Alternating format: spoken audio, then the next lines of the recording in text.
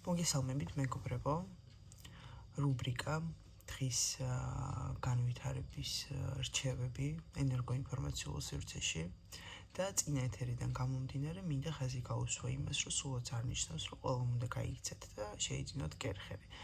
ამ ვარჯიშის აღწერა და ახსნა ზუსტად იმ შინაარს მოიცავდა, რომ გაცოდინოთ, რომ ყველა ადამიანმა უნდა შეისწავლოს ის, რაც სჭირდება მას. ეს თქვენთვის შეიძლება იყოს თუნდაც დარბაზი, თუნდაც გაწელვა, თუნდაც ცურვები, თუნდაც კალათბურთის თამაში, თუნდაც ჩოგბურთის და ესე შემდეგ და ესე შემდეგ. რატო უნდა იყოს ფიზიკური დატვირთვა? რატო უნდა იყოს ენერგიული ფიზიკური დატვირთვა? იმიტომ რომ არაფერი ამ დედამიწაზე ლოგიკიდან გამომდინარე არ დგას ერთ ადგილას. ყველაფერი არის მოძრაობაში და მით უმეტეს ყველაფერი ის, რაც არის შექმნილი ჩვენს ირგვლივ არა ადამიანის ხელით. ეს არის სტიქია, წყალი, ცეცხლი, ჰაერი, მიწა. რო დააკვირდეთ და დაფიქრდეთ ამ საკითხზე, მიხვდებით, რომ ყველაფერი ეს ოთხივე ფრაგმენტი არის მუდმივ მოძრაობაში, შეუჩერებელ მოძრაობაში, როგორც ჩვენი ორგანიზმი. რა დონეზე ღრმა და მოდუნებული ძილით არ უნდა ვიყოთ დაკავებული და უნდა ვიყოთ სისტემატურად მაგნაირი ძილით დაკავებული ზუსტად, მაინც ვაგრძელებთ ფუნქციონირებას ორგანიზმის. არ ჩერდება არასოდეს არც გულის ცემა, არც სუნთქვა, არც სისხლის მოძრაობა. ყველაფერი არის მოძრაობაში. ჰაერი სულ მოძრაობს, ცეცხლი სულ მოძრაობს, წყალი სულ მოძრაობს. დედამიწა კი ვიცით ყველამ, რომ სპირალის მეშვეობით გვამოძრავებს და გვაბზრიალებს ამ მშვენიერ სამყაროში. ამიტომ გამოვიტანეთ ლოგიკური აზრი, რომ ყველაფერი არის მოძრაობაში და ჩვენი ორგანიზმიც კი არის მოძრაობაში. შესაბამისად, მაქსიმალური შედეგის მისაღწევად ჩვენს უნდა ჩავერთოთ ჩვენი ძალის და ნებისყოფის საზღვრებიდან გამომდინარე მაქსიმალურ აქტივობაში. ამ აქტივობით ჩვენ გავააქტიურებთ ყველაფერს, რაც კი შეიძლება იყოს მიმზიდველი, რაც კი შეიძლება მოისურვო ადამიანმა, რაც კი შეგიძლიათ რომ მიიზიდოთ და რაც გინდათ რომ შექმნათ თქვენს ირგვლივ. ეს ყველაფერი რომ შექმნათ ხარისხიანად, უნდა გაერკვიოთ საკუთარ თავში. ხარისხიანად, ზუსტად და სამართლიანად. არ უნდა გეშინოდეთ საკუთარ თვალებში ჩახედვა, საკუთარ სამყაროში ჩახედვა და საკუთარი შეხედულებების გააზრება ყველანაირი მხრიდან.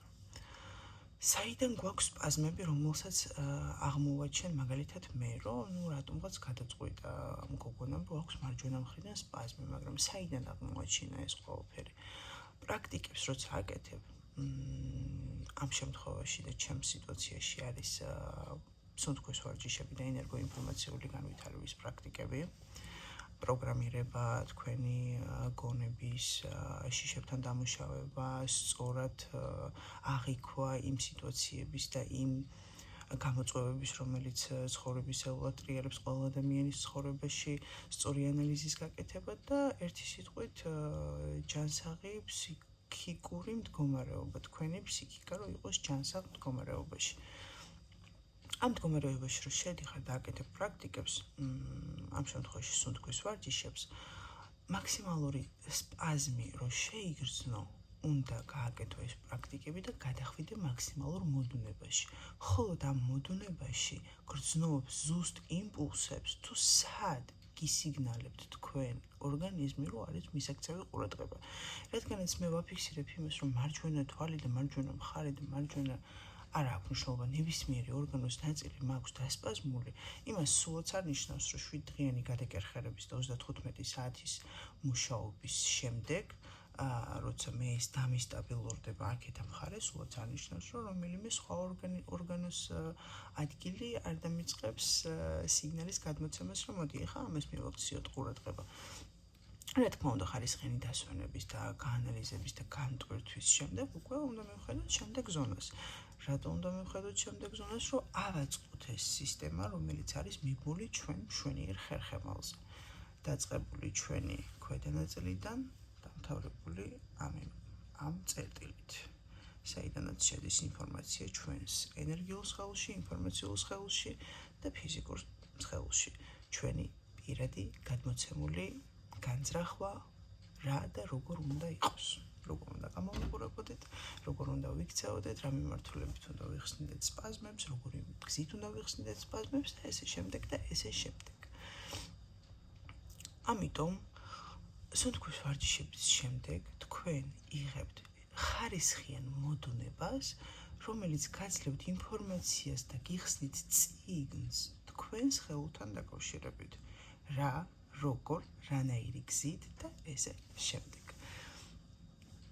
შემდგომ უნდა მოხდეს სასიამოვნო მოშორება ამ სპაზმების, რა თქმა უნდა, იმ გზით, რომელი გზითაც თქვენ აირჩევთ, უნდა დაატანოთ ძალა, უნდა ავარჯიშოთ თქვენი ნებისყოფა და ყველაფერი იქნება ძალიან კარგად. მერე, შემდეგი, რასაც მინდა კიდე ხაზი გაუსვა. ძალიან ბევრი კითხვა და ძალიან ბევრი სიტუაცია ტრიალებს ამ წლების განმავლობაში, ჩემს ირგვლივ ყოველ შემთხვევაში, თუ როგორ უპირისპირდება ეს ენერგიული განვითარება, ეს რაღაც აბსტრაქტული სივრცე და ზოგადად ეს ენერგიული სიტუაცია როგორ უპირისპირდება რელიგიას. და მინდა გითხრათ, რომ რელიგიას, არც ერთ რელიგიას, მით უმეტეს იმ რელიგიას, რომ რელიგიასთანაც მე მაქვს კავშირი მართლმადიდებლობას, არანაირ წინააღმდეგობას არ უწევს. დაფიქრდით, მეგობრებო, ყველაფერი არის არა ადამიანის შექმნილი. წიგნია, კომპიუტერია, სახლებია, კედლებია, ავეჯია, ტანსაცმელია, მესმის, რომ ჩვენი კონსტრუქციით არის აწყობილი, მაგრამ ის მასალა ფიზიკური, ქიმიური და ბიოლოგიური მასალა, რომლიდანაც ეს ყველაფერი როგორც კონსტრუქტორი წყდება, ეს ჩვენი შექმნილი არ არის. ეს არის ბუნების შექმნილი. მას შესაბამისად, ბუნების უკან 4 სტიქია დგას, უფალი დგას, შემქმნელი დგას, თუ რაღაც ძალიან დიდი ძალა, რასაც მაგალითად სიყვარულს ეძახიან, ეს არის ყველას ინდივიდუალური შეხედულება, ყველას ინდივიდუალური ნახატი, რომელი ნახატის მეშვეობით უყურებს რაღაც საკითხს, მაგალითად რელიგიას, მაგალითად განვითარებას, მაგალითად პრაქტიკებს. ამიტომ არანაირი წინააღმდეგობა ეს არასოდეს არ უწევდა ენერგიული განვითარება და ზოგადად მენტალური განვითარება რელიგიას. პირიქით ძალიან ბევრ საინტერესოს და ძალიან ბევრ ინფორმაციას გაცემს რელიგია და მას შესაბამე ენერგიული განვითარება რელიგიისთვის და ჩემი აზრით ეს ყველაფერი უდიდეს ჰარმონიაში არის და ეს თანამედროვე ტრენდი ალბათ, თანამედროვე რაღაც მიდგომა ამ საკითხთან დაკავშირებით, რომ თუ ამ ყველაფრით ხართ თქვენ დაკავებული, ღმერთის არ გწამთ და ესე შემდეგ არის სრული აბსურდი. იმიტომ რომ ყველაზე ახლოს მიდიხართ თქვენს შემქმნელთან და უნდა დაფიქრდეთ, რომ ეს დედამიწა მარტო ჩვენ კი არ გვატრიალებს და გვაბზრიალებს სპირალურად.